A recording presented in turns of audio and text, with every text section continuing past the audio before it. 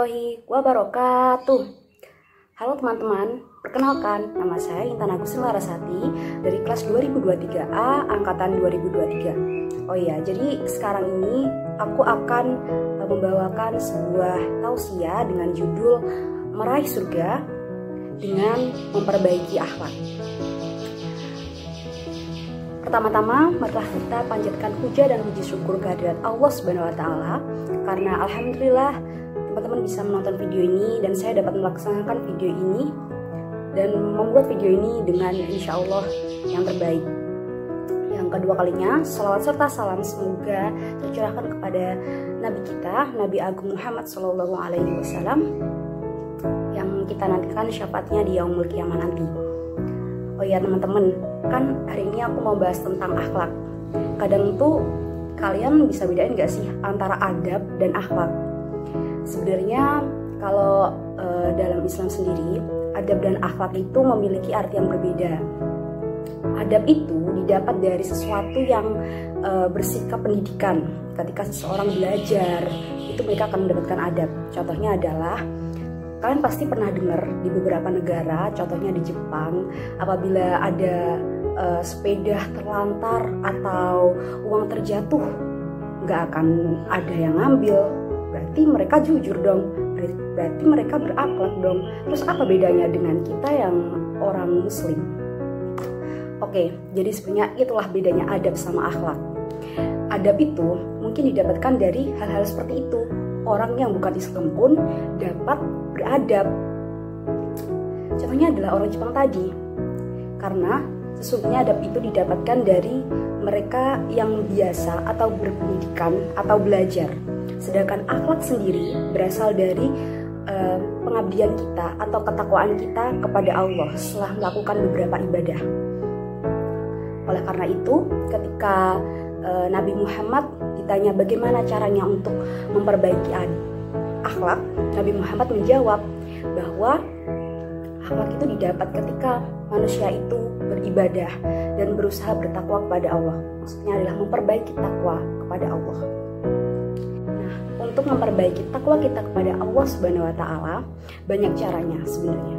Caranya adalah beribadah kepada Allah Subhanahu wa Ta'ala. Tapi contohnya ketika kita beribadah sholat, maka jangan hanya sholat, tetapi ketika kita beribadah sholat, maka perbaikilah sholat kita. Contohnya adalah kita harus mengetahui kenapa di awal sholat harus ada niat. Kenapa di awal sholat kita harus melakukan hal seperti ini? Kenapa di awal sholat itu ada Al-Fatihah? Kenapa di awal sholat itu ada bacaan surat pendek? Ketika kita tahu apa maknanya, maka kita akan tahu bahwa sholat itu bukan hanya sebuah gerakan dan sebuah bacaan saja. Contohnya saja, ketika kita tahu bacaan sholat Al-Fatihah itu memiliki arti, kita bisa meresapinya dengan baik. Coba saja kita mulai dengan mengartikan Al-Fatihah tersebut. Yang pertama kan Bismillahirrahmanirrahim, dengan menyebut nama Allah yang Maha Pengasih lagi Maha Penyayang. Alhamdulillahirabbil alamin, segala puji bagi Allah Tuhan seluruh alam. Itu seperti kita seharusnya langsung meresapi bahwa saat sholat itu kita di hadapan Allah loh. Jadi kita berusaha untuk tertib dalam sholat.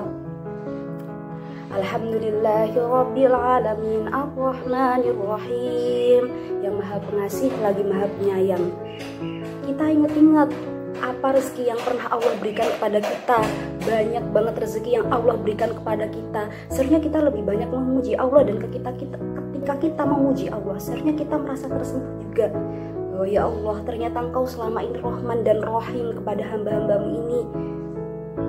Tentang kesehatan kita, tentang orang tua, tentang teman yang ada di sekitar kita, itu juga sebuah rezeki. Apa yang kita hirup dan lain sebagainya itu adalah sebuah rezeki. Jadi ketika kita mau meresapi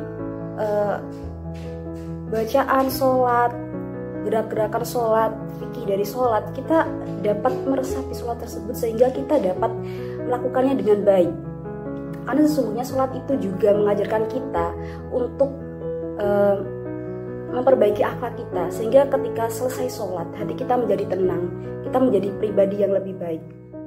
Yang kedua kalinya, contohnya saja ketika kita membaca Al-Quran, kita coba biasakan untuk tidak hanya membaca, tapi mengerti artinya. Mengerti artinya maksudnya adalah sekarang ini kan banyak sekali Al-Quran yang memiliki arti. Kita dapat membaca arti-artinya tersebut. Kenapa sih kita harus mengerti artinya tersebut? Dari awal tadi pembahasan tentang Al-Fatihah, situ saja sudah menjelaskan bahwa sesungguhnya di dalam Al-Fatihah saja sudah terjelas bahwa di situ ada loh makna-makna yang Allah katakan kepada kita. Selama ini kita nggak tahu, kalau kita nggak pernah tahu artinya. Dan ketika kita tahu ternyata maknanya sangat dalam gitu. Apalagi di dalam Al-Quran yang tebal juga di situ kan. Ketika kita tahu maknanya sebanyak itu, berarti kita bisa dapat banyak ilmu dari situ, dan kita bisa lebih dekat dengan Allah dari situ.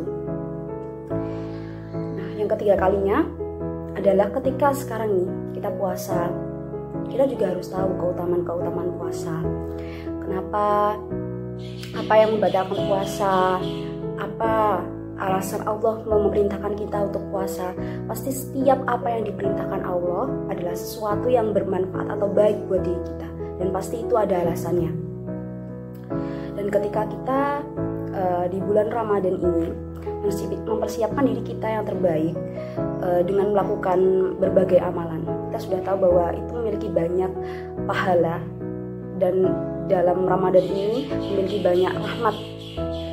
Jadi ketika di Ramadan ini saya harap teman-teman juga memiliki goals atau jadwal harian apa yang akan kita kerjakan hari ini. Karena pada dasarnya ketika kita ingin memulai habit baru di setelah bulan Ramadan ini, kita harus membuat sesuatu loncatan di bulan Ramadan ini. Contohnya adalah ketika kita sudah membiasakan diri kita selama 30 hari menjadi orang yang baik. Seperti kita berusaha untuk sholat dengan baik, mulai dari dengan membiasakan tepat waktu dan melakukan beberapa sunnah dan lain-lainnya.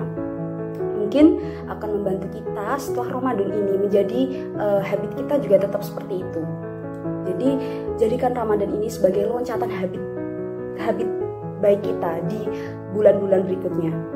Karena kapan lagi kita akan memulai habit yang seperti ini dan di bulan yang rasanya adalah rahmat seperti ini. Karena belum tentu rasanya ketika kita melakukan ibadah seperti ini tuh rasanya sama dengan bulan Ramadan ini. Jadi begitu teman-teman. Jadi kesimpulannya adalah bahwa sebenarnya adab dan akhlak itu adalah sesuatu yang mirip tapi berbeda. Karena adab itu berasal dari kebiasaan dan ilmu pengetahuan.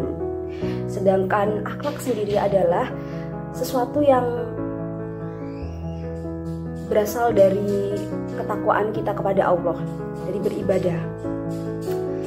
Jadi belum tentu orang yang baik, jujur, dia tidak berzina, dia tidak mabuk. Yang terpenting adalah beberapa orang yang jujur dan disiplin, belum tentu dia beribadah pada Allah. Itulah akhlak. Jadi teman-teman, mari kita perbaiki akhlak kita dengan baik. Di bulan Ramadan ini mari kita ubah habit kita, sehingga nanti di bulan-bulan ke depannya kita memiliki habit yang lebih baik. Dan semoga Allah memberikan rahmat kepada kita semua, sehingga kita dapat melaksanakan puasa ini dan ibadah-ibadah baik kita di bulan Ramadan maupun sesudah Ramadan menjadi baik karena Allah. Terima kasih teman-teman, semoga video ini bermanfaat. Apabila ada salah kata mohon maaf. Wabillahi taufik walhidayah, waridho wa inayah. Wassalamualaikum warahmatullahi wabarakatuh.